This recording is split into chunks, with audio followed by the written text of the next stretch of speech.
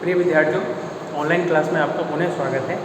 ये video lecture आपका BSc first year physics का पेपर फर्स्ट मैकेनिक्स एंड यांत्रिकी का लेक्चर नंबर 28 है।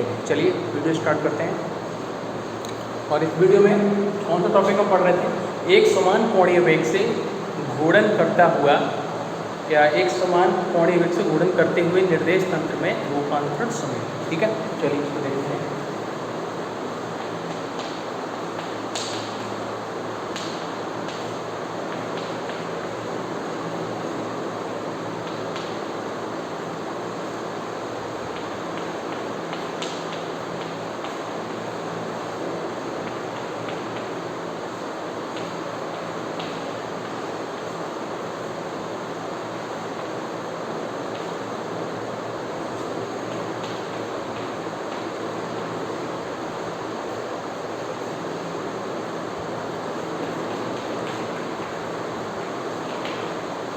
निर्देश तंत्र में रूपांतरण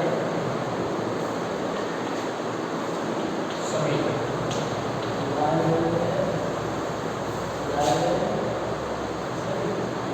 ठीक है, तो इसको डिस्कस करते हैं ना। इसमें क्या है, कुछ हमने टॉपिक्स क्लियर किया था। इसमें हम बात कर रहे थे संकारक का। ठीक है,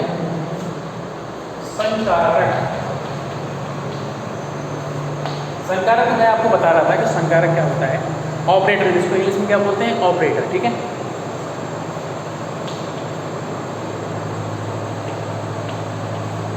संकारक मतलब ये ऑपरेटर डेफिनेशन कल हमने आपको बता दी थी। क्या होता है कि ये एक ऐसा गणितीय नियम होता है, ये एक ऐसा मैथमेटिकल रूल होता है जो एक फंक्शन को दूसरे फंक्शन में परिवर्तित कर देता है। ठीक है, डेफिनेशन हमने लिख ली थी। अब एग्जाम्पल के थ्रू और समझ लेते हैं कि क्या होता है। ये जो मैं बता रहा हूँ आपका ऑपरेटर, इसको आप कहीं अलग से किसी डिब्बे में या बॉक्स में बंद कर लेंगे, किसी डेरिवेशन के पेज के कई साइड में। ठीक है, देखिए क्या होता है। जैसे कोई फंक्शन हमने ले लिया e की पावर में ले लिया, या फिर ऐसे ले लिया।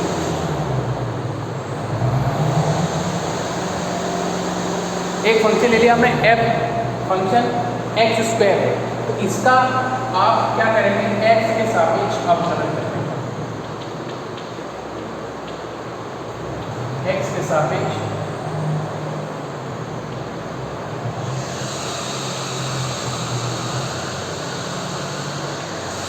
Differential with respect to x।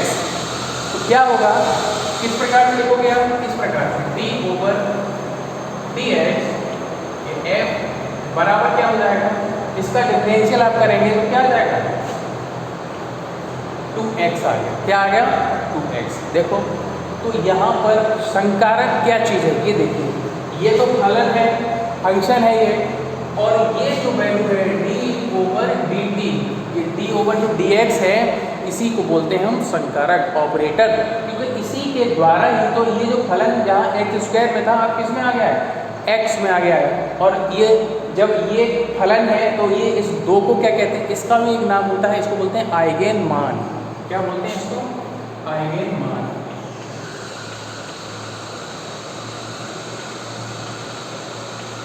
ठीक है, पहले फंक्शन क्या था, x स्क्वायर, अब फंक्शन क्या हो गया, x, और क्या वैल्यू मिल गई हमको, आइगेन मान मिल गया। इस x को क्या कहेंगे, आइगेन फलन, इसको x।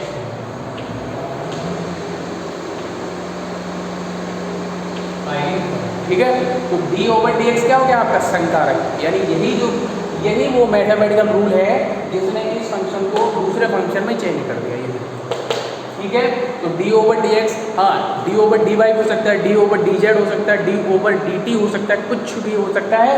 इस प्रकार के जो संकारक होते हैं उनको बोलते हैं हम अवकलज संकारक। तो यहाँ पर लिख देता हूँ अलग से, जहाँ d/dx, d/dy, d/dz, ये सभी क्या होते हैं, अवकलज संकारक होते हैं।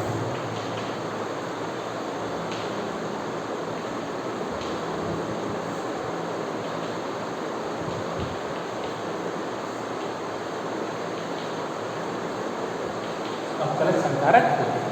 d/dt कुछ भी हो सकता है। इस प्रकार से वो डिफरेंशियल के फॉर्म में लिखा जाएगा, वो आपका डिफरेंशियल ऑपरेटर यानी अवकलज संकारक होता है। ये आप कहीं साइड में नोट कर लेंगे, ठीक है। चलिए इसके बाद वापस अपने टॉपिक पर आते हैं, क्योंकि यहाँ अब डिफरेंशियल ऑपरेटर का यूज होगा इसलिए इसको बताना बहुत जरूरी था। और जो बीएससी थर्ड ईयर का एक पेपर है क्वांटम मैकेनिक्स, फर्स्ट फिजिक्स का जो पेपर है क्वांटम मैकेनिक्स एंड स्पेक्ट्रोस्कोपी, उसमें आप ये ऑपरेटर ही पूरा पढ़ेंगे, ठीक है। हर्मिशियन ऑपरेटर है, हैमिल्टोनियन ऑपरेटर है, वो बीएससी थर्ड ईयर की फिजिक्स होगा। फिलहाल आपके लिए इतना ही इंट्रोडक्शन के लिए काफी, ठीक है। चलिए इस पर करते हैं।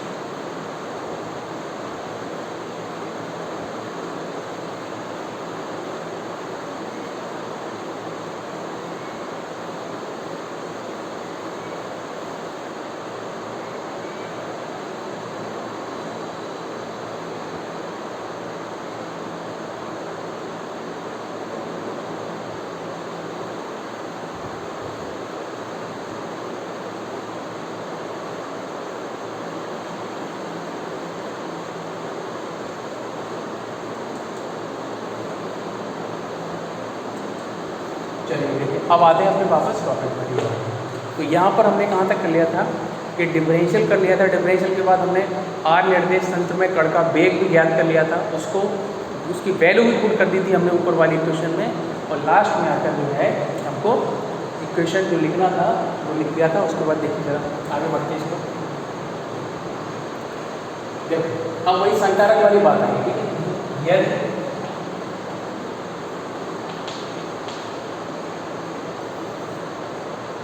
एस निर्देश तंत्र में, उसी के आगे लेके चल रहे हैं, ठीक है। एस निर्देश तंत्र कौन सा था? जो साधारण निर्देश तंत्र था, एक्स वाई और जेड, आई कैप जे कैप और के कैप। और आर कैपिटल आर कौन सा था? गोलीय निर्देश तंत्र। एकांक प्रदेश क्या थे? आई कैप डैश, जे कैप डैश और के कैप डैश, ठीक है। चलिए तो एस निर्देश तंत्र में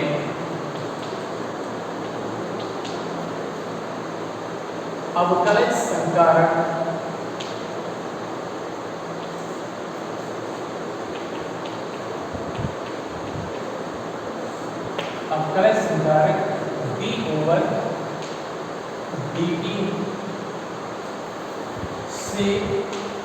d/dt से व्यक्त किया जाता है।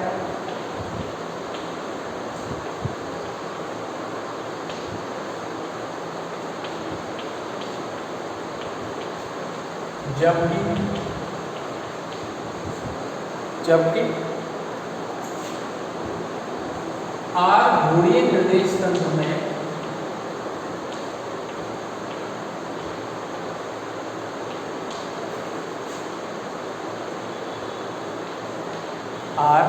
गोलीय निर्देश तंत्र में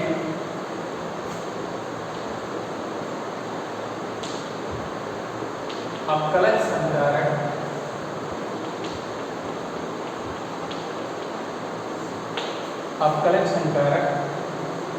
dash d dash upon dt से प्रदर्शित कर सकते हैं। ये हो गई डिफरेंशियल ऑपरेटर की बात, ठीक है। देखो जरा इसको,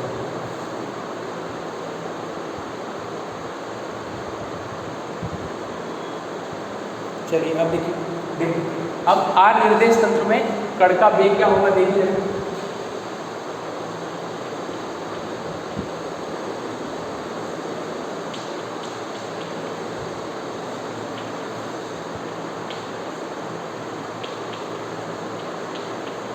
आर निर्देश तंत्र में कण का वेग। देखो आर निर्देश तंत्र में कण का वेग सिंपल है कि D R dash vector upon D T, यानी कि एकांक प्रदेश क्या होंगे? आई कैप डैश, जे कैप डैश और के कैप डैश। निर्देशांक क्या होंगे? Point P. अच्छा ये जो बार बार हम कण की बात कर रहे हैं, कण का वेग, ये कण है कहाँ पर? याद करो डायग्राम में पॉइंट पी हमने जो माना था, ये जो कण है वो उसी बिंदु पी पर स्थित हम मानते हैं, ठीक है। तो निर्देश तंत्र में कण का वेग क्या हो जाएगा? V dash. क्या हो जाएगा ये? V dash. क्या आएगा देखो, i cap dash d x dash D t plus j cap dash d y dash D t plus k cap dash d z dash और ये डी टी। ये आ गया आपका समीकरण किसका, आर निर्देशांक में कण का वेग।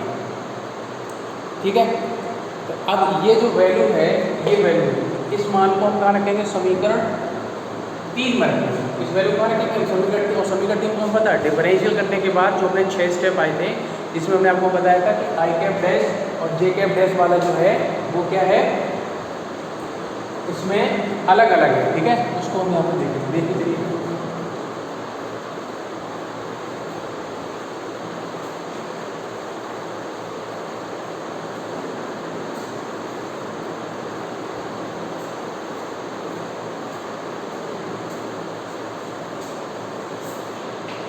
यह मान रखेंगे समीकरण 3 में रखने पर, समीकरण 3 में रखो जरा, देखो क्या मिलेगा, v वेक्टर बराबर, ये आगे स्टेप हमने पहले से ही लिख लिए थे, उसमें क्या आ जाएगा, ये आपका v वेक्टर डैश प्लस, देखो 3 स्टेप, ये कुल टोटल स्टेप कितने थे आपके, 6। तो 3 स्टेप तो हमारे पास ये हैं, 3 स्टेप हमने लिख लिए थे यहाँ पर ये। ठीक है, तो 3 स्टेप की जगह हमने क्या लिख लिया, ये बी डैश, और बाकी जो बचे हुए 3 स्टेप उनको भी यहाँ पर हम लिख लेंगे। क्या था,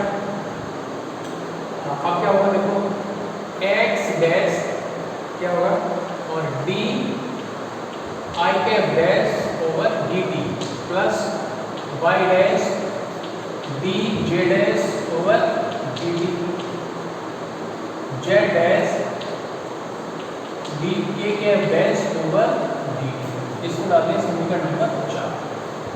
समीकरण 3 में जो पहले के 3 स्टेप हैं उनकी जगह हमने ले लिया बी वेक्टर डैश, और ये समीकरण 3 में इसी की वैल्यू थी हमारे पास। ठीक है, बाकी बचे स्टेप देने के लिए, और 3 स्टेप कितने उसकी जगह हमने बी वेक्टर डैश। ओके, और इसको डालते हैं समीकरण नंबर 4। चलिए,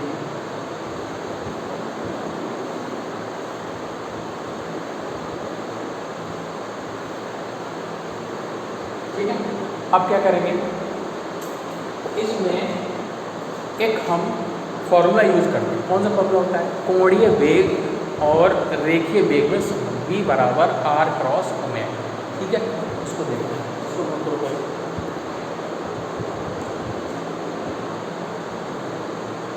देखिए, क्योंकि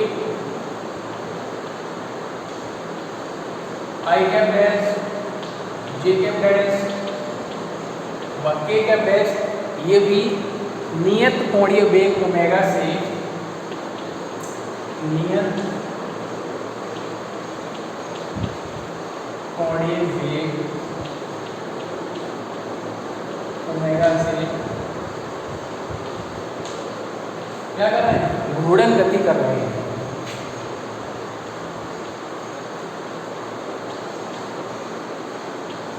घूर्णन गति कर रहे हैं। अतः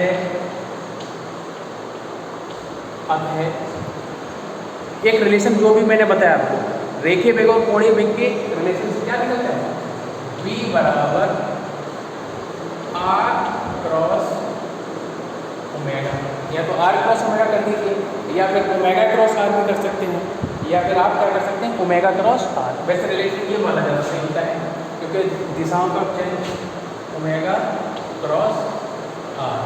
समीकरण आ गया ये आपका, इसको नोट करेंगे आप।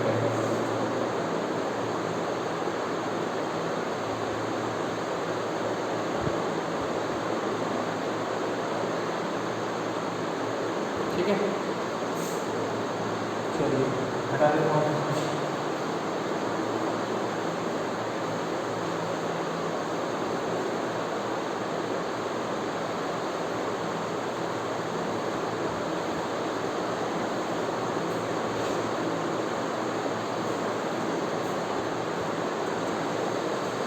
बी वेग है और ये आर क्या विस्थापन होने से, तो इसको ऐसे लिख सकते हैं कि D R over d T बराबर ओमेगा क्रॉस आर।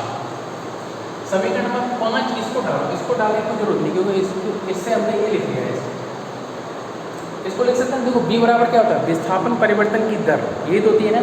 बी बराबर क्या लिखते हैं हमने, D R over d T, और आर क्या है हमारा विस्थापन सदिश है। तो विस्थापन सदिश का अगर टी के सापेक्ष हम अगर डिफरेंशियल कर देंगे क्या बन जाता है, ये वैल्यू सेम, इसकी बी की जगह हमने ये लिख दिया, ठीक है। और इसको डाला है समीकरण नंबर 5।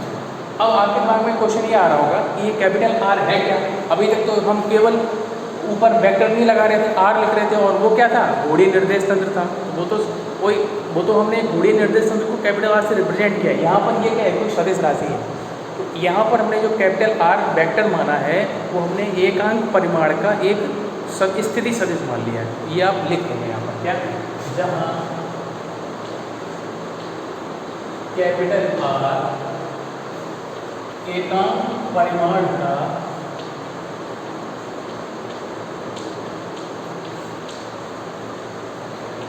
स्थिति सदिश है।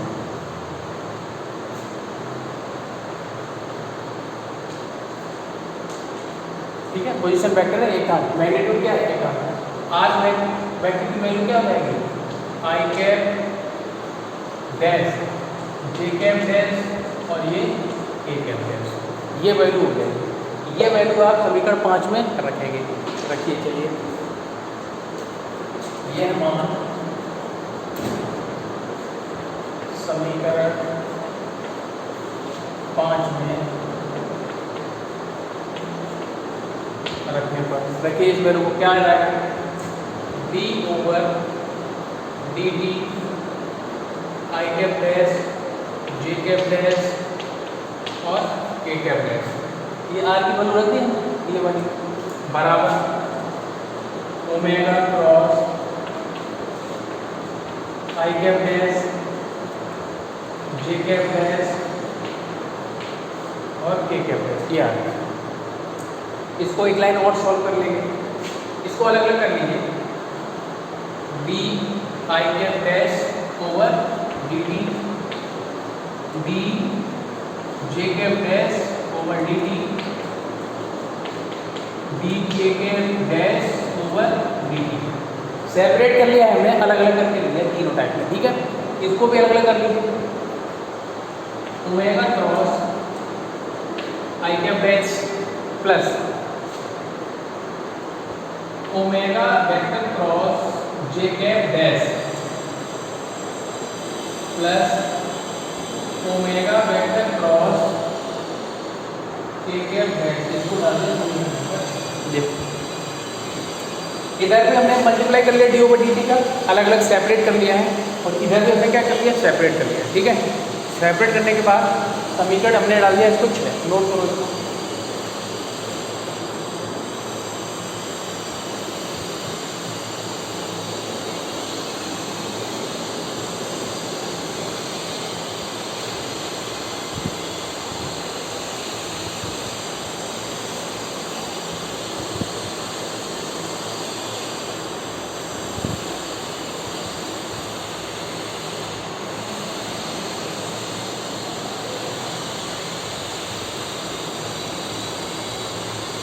चलिए देखें अब क्या किया है कि समीकरण 6 में जरा देखिए, इधर की अगर LHS की बात करें तो कितने स्टेप हैं, 1 2 3, और RHS में देखें कितने स्टेप हैं, 1 2 और ये 3 इधर RHS में है और 3 क्या है LHS में,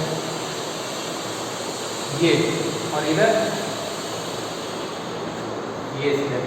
तो अगर समीकरण 6 की हम बाएं और दाएं पक्ष की तुलना करा दें तो इसकी वैल्यू किसके बराबर मिलेगी, इसके बराबर, ये किसके बराबर हो जाएगा, इसके, और ये लास्ट वाला किसके बराबर हो जाएगा, इसके। यही वैल्यू हमें ज्ञात करनी है। देखिए समीकरण 6 में LHS व RHS की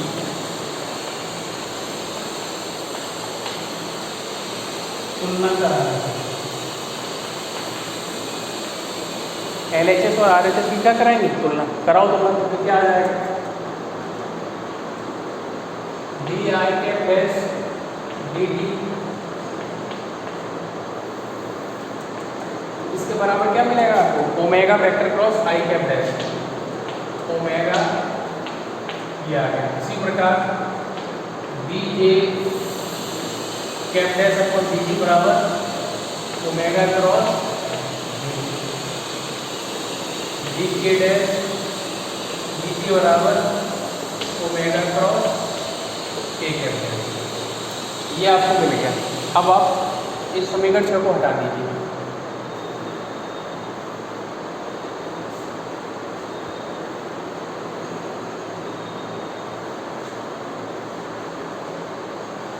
ठीक है, अब आपके पास क्या हो गया, इसको पूरे को मिला के हम समीकरण डाल देंगे कौन सा 7। क्या समीकरण डाल दिया आपने, इसको 7 समीकरण डाल दिया। ठीक है, अब ये जो समीकरण 7 है इसका मान कहाँ रखेंगे हम, समीकरण नंबर 6 में रखते हैं। कहाँ रख देंगे, समीकरण नंबर 6 में रख देंगे, या फिर 6 की जगह 4 में रखो तो ज़्यादा हो, 6 में नहीं 4 में रखें। कहाँ रखेंगे, समीकरण नंबर 4। जो अभी वैल्यू दी थी ना, जो बी वेक्टर बराबर बी वेक्टर डैश प्लस ये वैल्यू थी ना एक्स डैश डी आई कैप डैश वाला plus y dash d j dash upon D t plus z dash d के डैश अपॉन डी टी। तो समीकरण 4, समीकरण 7 का मान कहाँ रखेंगे, समीकरण 4 में। समीकरण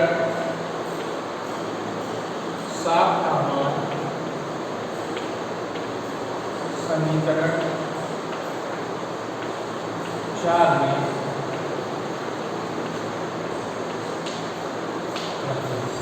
ठीक है। इसकी वैल्यू जब वहाँ रखेंगे तो हमें इक्वेशन जो है मिल जाएगी। कौन सी इक्वेशन मिलेगी जरा देखो। अब पहले इसको नोट करो, इसको हटाता हूँ क्योंकि इक्वेशन लिखेंगे तो बड़ा हो जाएगा। ठीक है,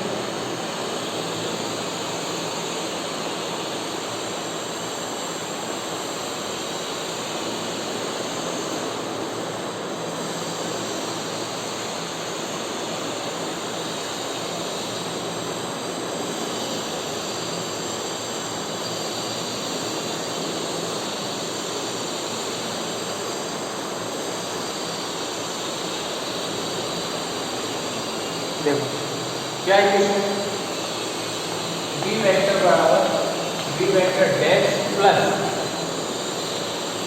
एक्स डैश ओमेगा क्रॉस आई cap dash plus y dash omega cross j cap dash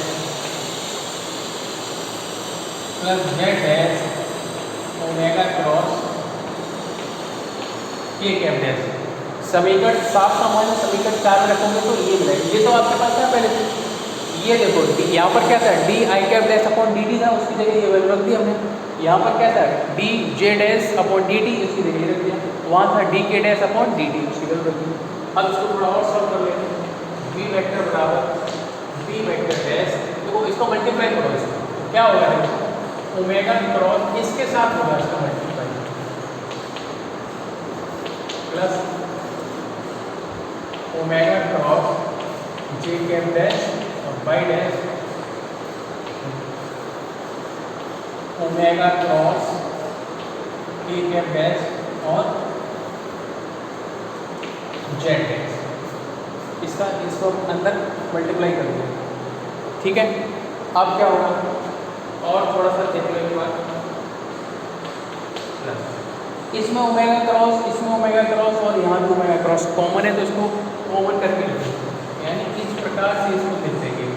ये आई कैप डैश एक्स डैश जे कैप डैश वाई डैश और के कैप डैश और ये जेड डैश। ये वैल्यू किसकी है, अगर आप ये ओपी डैश की वैल्यू है, ओपी की वैल्यू यानी वेक्टर आर डैश की वैल्यू, समीकरण 1 2 को देखें ध्यान से। बी वेक्टर बराबर